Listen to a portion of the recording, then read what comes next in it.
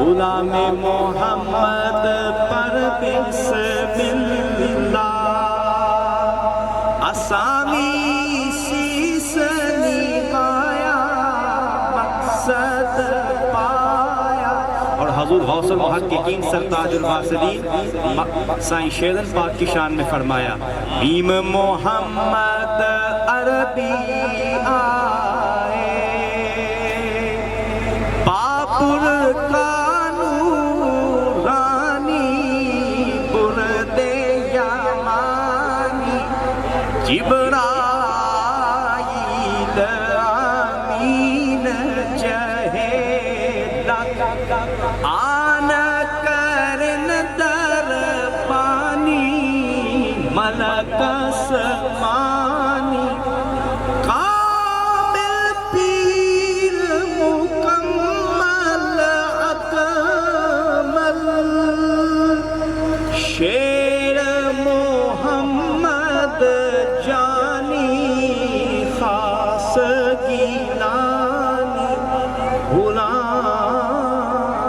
محمد حسن جمالو حضرت یوسف ثانی ماہ کے نانی۔ اب جناب سے میں گزارش کرتا ہوں کہ خطاب فرمائیں۔ ملتی ہے، ظاہری تعلیم ملتی ہے، باطنی تعلیم ملتی ہے، اور روحانی درجات بلند ہوتے ہیں اور فیض حاصل ہوتا ہے، علم و حکمت حاصل ہوتا ہے۔ وہاں پہ ہر قسم کی دوا ملتی ہے، شفا ملتی ہے۔ اچھا میں نے اپنے ذہن کے مطابق باتیں کی، انہیں کہتی گل سنو جی ذوق شوق کو چھڈو، تسی مینوں اے دسو بھی لنگر دا کی ٹائم ہے، لنگر دا کی ٹائم ہے۔ اور میں آگیا یار گالے ہے کہ لنگر تو تمہیں ملنے چاہیے نا، جسمانی بھی غذا ہے، روحانی بھی غذا ہے۔ اور خود رسول پاک صاحب الاولاق صلی اللہ علیہ وسلم جناب کے اصحاب تھے 400 جن کو اصحاب صفا کہا جاتا ہے، اور ان کا نان نفقہ حضور کے ذمہ تھا۔ ہم نے یہ سن رکھا ہے کہ مصر کے جو لوگ تھے یوسف علیہ السلام کو دیکھتے تھے اور وہ زندہ رہتے تھے۔ تقریباً 3 ماہ تک مصر کے لوگ بغیر کھائے پیے زندہ رہے، صرف یوسف علیہ السلام کو دیکھتے تھے، اور وہ نہ ان کو بھوک رہتی تھی نہ پیاس رہتی تھی۔ وہ تو 3 ماہ تک ایسا ہوا سلسلہ۔ اچھا اصحاب صفا جو تھے وہ ایسے حضور کے اصحاب تھے۔ یہ جو صوفی ہے، صوفی ان اصحاب صفا سے ہے، کیونکہ وہ جو اصحاب صفا تھے حضور کے دسترخوان پر بیٹھے ہوئے تھے، حضور ان کو کھلاتے تھے، حضور ان کو پلاتے تھے۔ ایسے ہی اصحاب صفا سے صوفی مراد ہیں۔ حضور علیہ السلام کی امت کے جو صوفیاء ہیں وہ حضور ہی کے دسترخوان پر بیٹھے ہیں، حضور ہی ان کو کھلاتے ہیں، حضور ہی ان کو پلاتے ہیں۔ اگر موسیٰ علیہ السلام کی قوم کو پر من و سلوہ اتر سکتا ہے تو حضور کی امت پہ من و سلوہ کیوں نہیں اتر سکتا؟ ان کو ایک وقت کے لیے من و سلوہ اترا، مگر حضور علیہ السلام کی امت پر قیامت تک من و سلوہ حضور کی صوفیاء پر، حضور کی امت کے ولیوں پر اترتا ہے۔ اچھا وہ حضور رسول پاک صاحب الاولاق صلی اللہ علیہ وسلم، حضور علیہ السلام کے وہ اصحاب صفا، ان کے پاس سے حضور دن میں 1 مرتبہ گزر جاتے، بس جو ہی کہ حضور ان کے پاس سے گزرتے وہ سرکار کو دیکھتے، بس نہ بھوک رہتی نہ پیاس رہتی نہ ان کو ہوش رہتا، نماز روزہ سے چندہ ان کو شغف نہ تھا، بس حضور کے دیدار کے متمنی تھے۔ اور وہ رسول پاک صاحب الاولاق صلی اللہ علیہ وسلم کیسے کہا حضور کی عالم روضہ پاک والوں نے، آپ نے فرمایا اگر ساقی یہ میں خانہ، واہ واہ کیا عجب شعر یاد آیا، اگر ساقی یہ میں خانہ درے خمار کو کھولے، اگر ساقی یہ میں خانہ درے خمار کو کھولے تو شیخ زاہدہ بادہ کشو میں خار ہو جائے۔ تو وہ رسول پاک صاحب الاولاق صلی اللہ علیہ وسلم حضور کی امت کے عرفاء کاملین اکملین مکملین، حضور نے اویس کرنی مقبول بارگاہ رسول، جو کہ حضور کی امت کے ولی ہیں، اور وہ صحابی بھی نہیں تابعی ہیں، اور حضور علیہ السلام نے حیدر کرار اور جناب فاروق اعظم دونوں اپنے اصحاب اور اپنے یاروں کو حضور نے اپنا جبہ نشانی دیا، اور جناب نے فرمایا جاؤ اور اویس کرنی سے میری امت کے لیے دعا کرو، اور یہ مستند حدیث ہے۔ اچھا، مسیلمۃ الکذاب نے جب اپنی نبوت کا دعویٰ کیا تو رسول پاک صلی اللہ علیہ وسلم حضور نے اس کی سرکوبی کے لیے لشکر تیار فرمایا اور لشکر بھیجا، اس کا سر کاٹ کے لاؤ۔ ٹھیک ہے، یہ حدیث پاک ہے، سب نے سن رکھی ہے۔ اچھا، جس شخص نے نبوت کا دعویٰ کیا،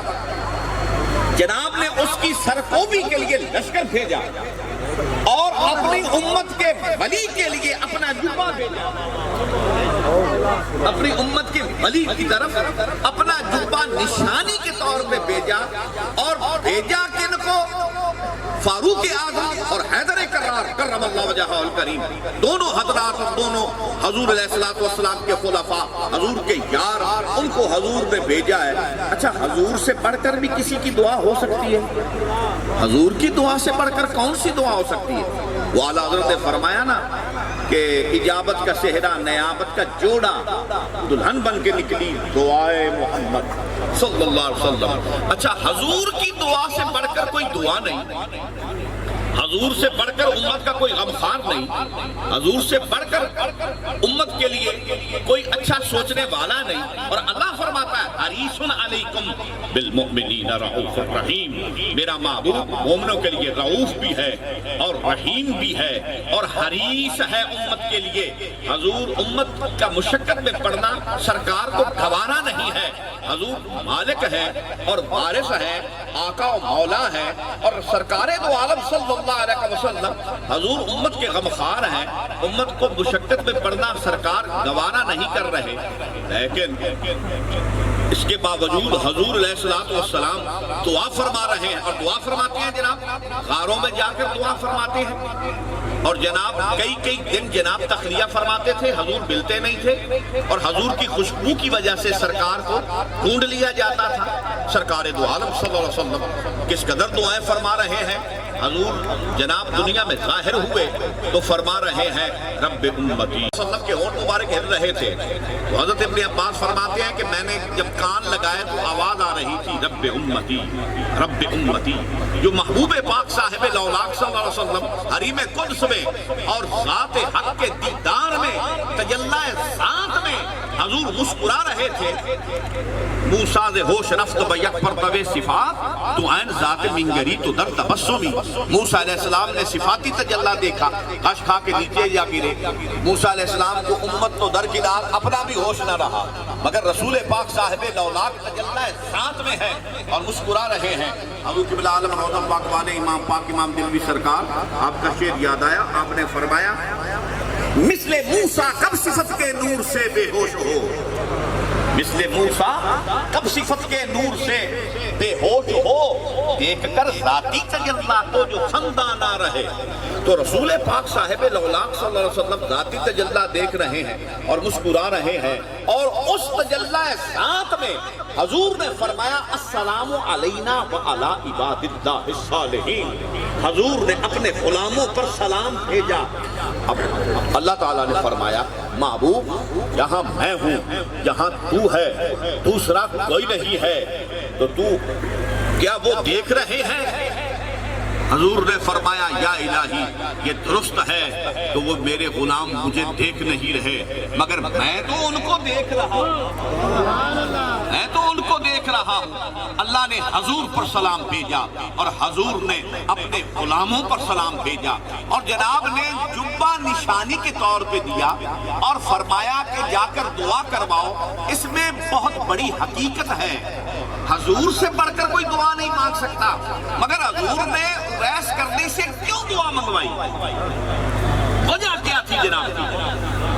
اب اویس کرنی مقبول بارگاہ رسول کو جب حیدر کرار ڈھونڈ رہے ہیں، فاروق اعظم ڈھونڈ رہے ہیں، وہاں کرن کے علاقہ میں پوچھا کہ یہاں اویس کرنی مقبول بارگاہ رسول، تو ایک شخص نے کہا نہیں جی اس نام کا آدمی تو ہمارے اس علاقے میں کوئی نہیں، ہاں ایک اویسو ہے میرا نکا پھرا ہے، اٹھ چریندہ ہے، اونٹ پٹران گلاں کردا ہے تے ساڈے نال تے او جیڑا نا اونے ہسبند گلاں نہیں سمجھ نہیں لگدی، اسی گھروں کڈھیا ہویا تو بات چکنا چاہتا ہے۔ تو فاروق اعظم رضی اللہ عنہ آپ نے فرمایا کہ ہرگز ایسا نہ کہو، وہ حضرت اویس کرنی مقبول بارگاہ رسول ہیں رضی اللہ عنہ۔ پھر جب یہ گئے دونوں حضرات تو دیکھا تو اویس کرنی ایک پتھر کے اوپر بیٹھے ہیں، نماز ادا کر رہے ہیں اور اونٹوں کو شیر چرا رہے تھے۔ تو فاروق اعظم نے جب سلام پھیرا تو فاروق اعظم نے کہا یا حضرت یہ جبہ لیجئے، تو آپ نے جب جبہ لیا سلام لے کر اس کے بعد جبہ پیش کیا تو اویس کرنی نے جبہ پکڑا تو سونگا، تو ساری زندگی کبھی حضور کی ظاہری طور پہ انہوں نے جناب کی زیارت نہیں کی تھی، ایک بار گئے بھی تھے مگر زیارت نہ ہو سکی، جبہ سونگا تو فرمایا یہ تو میرے آقا کی خوشبو قرب معلوم ہوا کہ در مرحلہ عشق قرب و بود نیست، عشق کے مرحلہ میں قرب اور نزدیکی اور دوری کا کوئی کام نہیں ہے، یہاں لاکھوں کوسوں دور کوئی ہو مگر دل کے قریب ہو تو وہ قریب ہوتا ہے، اور اگر پاس بیٹھا ہو ابو جہل ابو لہب کا ساتھ ہی تو گھر تھا مگر وہ حضور کا قرب ان کو حاصل نہ ہوا، وہ کافر رہے بے ایمان ہو کر مرے۔ لیکن جو اویس کرنی ملک یمن کا باشندہ تھا، حضور علیہ السلام کی معیت میں تھا، حضور کے قرب اور قرب خاص میں تھا، اور رسول پاک صاحب لولاک نے فرمایا کہ مجھے ایک دن جناب نے یمن کی طرف رخ انور فرمایا اور فرمایا کہ مجھے یمن سے رحمان کی خوشبو آ رہی ہے، اور رسول پاک صاحب لولاک صلی اللہ علیہ وسلم نے جب یہ ارشاد فرمایا تو جناب نے اپنے بٹن مبارک کھولے اور یمن کی طرف جناب نے اپنا سینہ مبارک برہنہ فرمایا، تو ادھر یہ صحابہ کرام حیران تھے، یا رسول اللہ صلی اللہ علیہ وسلم جناب نے اپنا سینہ مبارک برہنہ فرمایا، تو حضور نے فرمایا ہاں ادھر ہمارا ایک عاشق ہے، یمن کی طرف جناب نے اشارہ فرمایا، تو ہمارے عشق میں رو رہا ہے، تو اس کا عشق محمد مصطفیٰ کو مسجد نبوی میں تڑپا رہا، کہتا ہے کون نالائے بلبل کو بے اثر، پردہ میں گل کے لاکھ جگر چاک ہو گئے۔ ادھر پھول بھی پتی پتی ہوا پڑا ہے، اگر ادھر بلبل روتی ہے تو پھول بھی پتی پتی ہوا پڑا ہے، لہذا رسول پاک صاحب لولاک صلی اللہ علیہ وسلم نے اس حدیث سے یہ ثابت ہوا کہ جناب نے جبہ بھیجا اور پھر جناب کی خدمت حضرت اویس کرنی کی بارگاہ میں جبہ لے کر گئے حضرت عمر فاروق اور جناب حیدر کرار، اور آپ نے فرمایا میرے آقا کا جبہ ہے، اور پھر سر سجدہ میں رکھ دیا۔ عمر فاروق نے عرض کی یا حضرت دعا کیجئے، حضور نے فرمایا میری امت کے لیے دعا مانگو، آپ نے اسی وقت سر سجدہ میں رکھا، کافی دیر ہو گئی، فاروق اعظم نے کہا یا حضرت ہمیں جلدی ہے، حضور کی طبیعت ناساز ہے، ہم نے جناب کی خدمت میں پہنچنا ہے، تو جناب اویس کرنی نے سر اٹھایا تو فرمایا اللہ سے میرا معاہدہ ہوا۔ دیکھیں جی موسیٰ علیہ السلام جاتے تھے کوتور پر جا کر، پھر یہ نہیں ہے کوتور بھی آئے دیڑے جی کتنے میل دور آپ کو پیدل جانا پڑتا تھا، اور پھر پہاڑی کے اوپر چڑھنا پڑتا تھا، سیڑھیاں نہیں تھی، بہت مشکل بہت ڈینجرس وہ پہاڑی تھی جس کے اوپر چڑھتے تھے آپ۔ پھر یہ نہیں ہے کہ اللہ موسیٰ علیہ السلام کے انتظار میں ہوتا تھا بھی آپ موسیٰ آ گیا اور میں ہم کلام ہو جاؤں، نہیں، وہ 8 دن انہوں نے بہنا پہنا سی ہوتے انتظار کرنا پیدا سی، یعنی یہ نہیں کہ فوری طور پہ اللہ ہم کلام ہو جانا، ہاں کبھی تو فوری طور پہ ہم کلام ہو جانا، کبھی 8 دن لگ گئے، اللہ تو بے پرواہ ہے، اللہ تے قادر مطلق ہے، وہ تو اللہ سماعت ہے، ٹھیک ہے بے نیاز ہے۔ اچھا اللہ تعالیٰ یہ نہیں ہے کہ وہ اسی وقت تیار ہوتا تھا کہ موسیٰ آ رہا ہے تو میں اس سے کلام کروں گا، موسیٰ علیہ السلام کو انتظار کرنا پڑتا تھا، پھر اللہ اپنی مرضی کے ساتھ جب ہم کلام ہوتا تھا تو وہ ہوتا تھا۔ حضور کی امت کے عرفاء کا مقام کیا ہے کہ وہ جس وقت